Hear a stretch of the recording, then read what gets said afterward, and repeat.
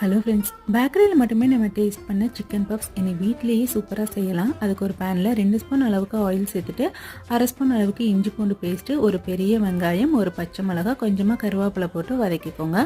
இது கூட ஒரு பெரிய தக்காளி வேகிறதுக்காக உப்பு மஞ்சத்தூள் போட்டு நல்லா கலந்து விட்டுடுங்க.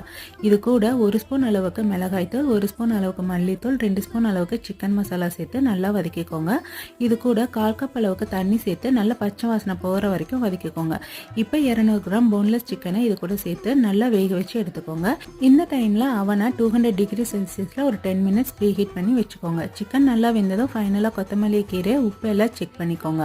இந்த மாதிரி ரெடிமேட் பப் ஷீட் நம்மளுக்கு கடையில் கிடைக்கும், சூப்பர் மார்க்கெட்லாம். அதை எடுத்துட்டு இதில் நம்ம ரெடி பண்ணி வச்சிருக்கிற சிக்கன் ஸ்டஃபை உள்ளே வச்சு இந்த மாதிரி 4 பக்கம் தண்ணி அப்ளை பண்ணி ஃபோல்ட் பண்ணிக்கோங்க. இதுக்கு மேலே பட்டர் அப்ளை பண்ணி ரெடியாக இருக்க அவனில் ஒரு 15 மினிட்ஸ் பேக் பண்ணி எடுத்தீங்கன்னா சூப்பரான எக் பப் ரெடி. ட்ரை பண்ணி பாருங்கள். தேங்க்யூ.